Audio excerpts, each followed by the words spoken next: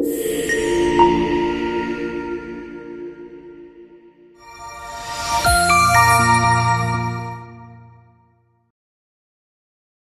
malaikat maut turun ke sini. Makanya ketika sakaratul maut sudah datang, maka yang baca Quran hentikan. Kenapa? Oh, memang gitu ya. Jangan semakin kenceng. Ayo Pak, insya Allah Pak, gitu. Al-Baqarah Pak, Al-Baqarah Pak. Al-Kahfi, Al-Kahfi. Enggak lah. Yang baca Quran berhenti dulu. Kemudian digantikan dengan kita mentalkin. Antum agak ke sana dikit. Masya Allah ya. Orang yang meninggalnya kooperatif ini.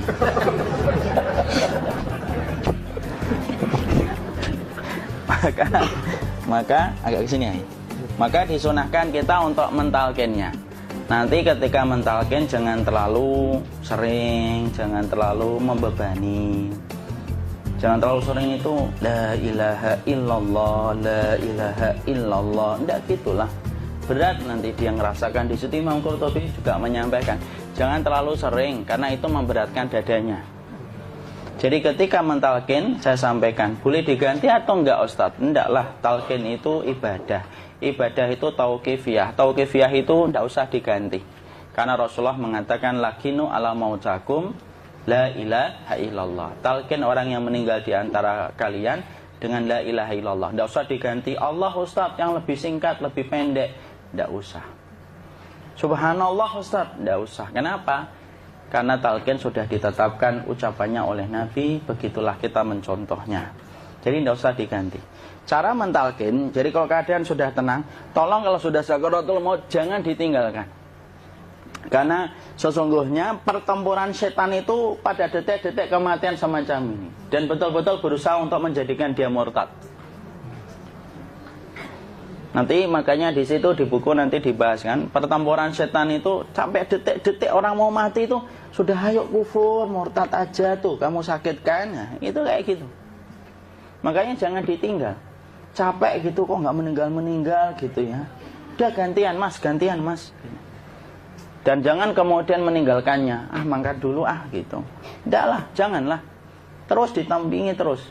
Kalau bisa ya sudahlah, berikan waktunya kita untuk sementara waktu itu betul-betul berkhidmah kepada orang yang kita cintai terakhir kalinya. Cara kita kemudian mentalkin adalah, yaitu adalah di sebelah kanannya la ilaha illallah. Biarkan dia mencerna dulu, tidak usah buru-buru kemudian kita langsung nimpali lagi. Dia mencerna dulu sembari kita doakan, peluk, ya Allah dimudahkan gitu. Kalau ada orang yang bisa ngucapin la ilaha illallah, itu siapa yang memberikan itu Ustaz? Yang memberikan kekuatan Allah Pak. Karena ngomong aduh aja sudah tidak mampu. Makanya Allah berfirman dalam surat Ibrahim, yusabbitullahu alladhina amanu bil qawli tsabit fil hayatid dunya wa fil akhirah.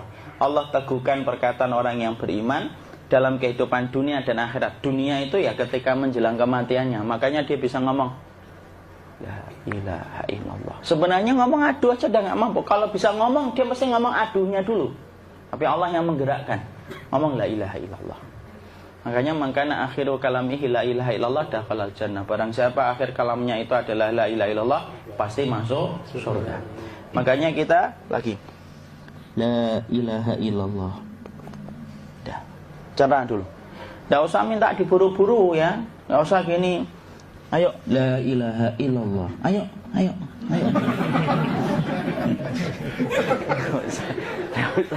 Enggak usah gitu. Ya, biarkan dia pelan-pelan gitu. Ayo tapak, ya Allah capek saya Pak. Enggak usah gitu. Dia ucapkan la ilaha illallah. Kemudian dia mencerna. Lalu kalau dia sudah mengatakan, untuk mengatakan la ilaha illallah. Ya, kalau sudah mengatakan la ilaha illallah, berarti sudah. Tidak usah ditalkin lagi, tidak usah. Belum meninggal juga Ustaz? Tidak apa-apa, biarin aja. Dia di situ aja. Kecuali dia ngomong lagi dan gak usah diajak ngomong alhamdulillah ya Pak, ya Allah gitu. Terus dia jawab alhamdulillah.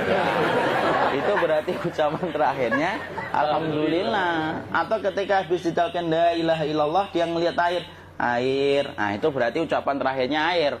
Talkin lagi Nggak usah marah. Aduh pak minta air. Mau minta air nanti aja dikubur gitu loh. Jangan gitu. Biarin aja. Jangan kemudian setelah la ilaha illallah. La ilaha illallah. Terus, ayo tutup, awas ya ngomong lagi ya. Nggak usah gitu juga.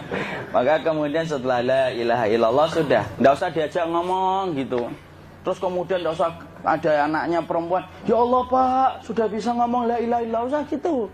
Cukup dalam hati alhamdulillah gitu. Diam kita dengerin gitu. Disitulah nanti biasanya tadi detik dia terakhir. Dia nanti ngeliat di sini pak, prosesnya itu. Nanti kaki langsung sebagian jempol dingin dia. Kaki, telapak kakinya langsung kalau kita geningkan dingin kayak kaki yang kena AC langsung. Kemudian dia langsung ningkup gini, dikit dia, mulai kaku dia. Atau kalau enggak, gini dia. Langsung kayak jatuh, kayak kepala nanti yang paling terakhir. Kepala itu pasti ada gerakannya pak. Ini meninggal itu. Pasti gitu. Pasti gitu. Karena apa? Sudah tidak ada beban ruh yang menahannya.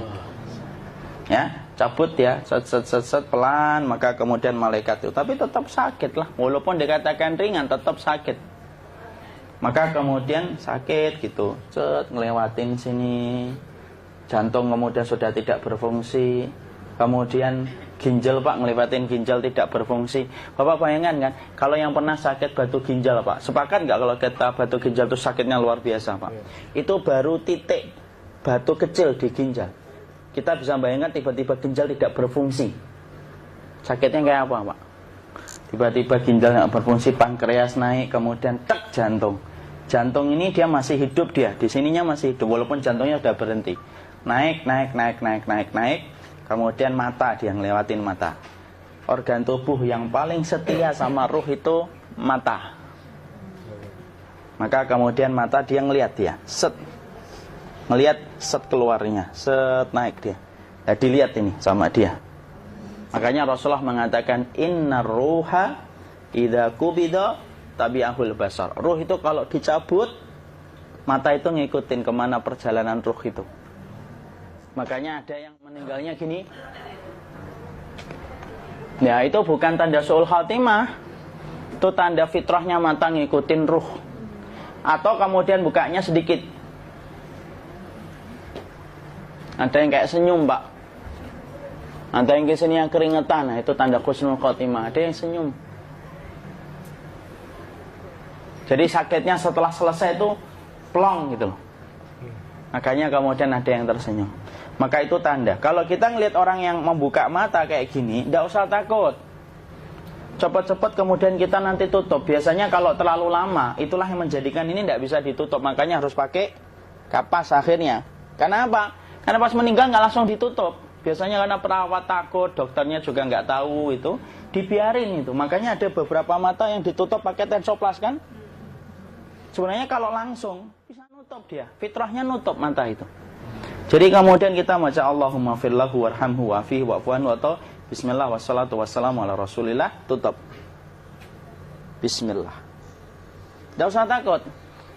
Kecuali buka lagi ya, ini baru kita kabur bareng. Kalau buka lagi pak, insya Allah pak, ya Allah ya kita kabur bareng-bareng pak. Diusap pak, diusap gini. Ini enggak disenggol gini enggak. Digini kan, sudah meninggal dunia.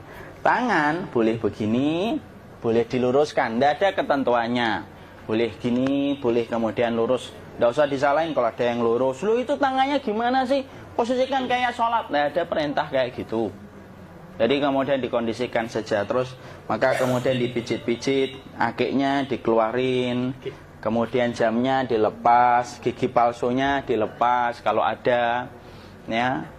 Kemudian apa setelah itu? Coba buku.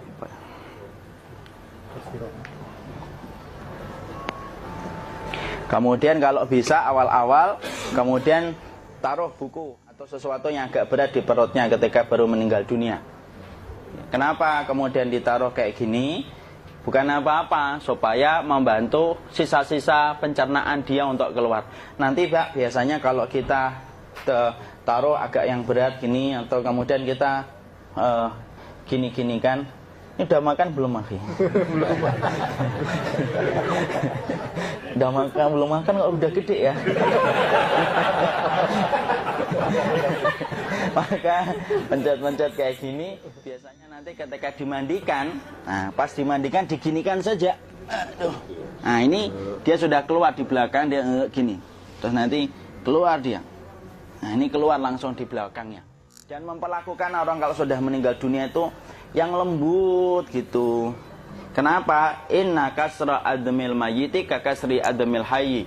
Mematahkan tulangnya ketika orang sudah meninggal dunia itu lebih dia rasakan sakit ketika mati daripada ketika masih hidup.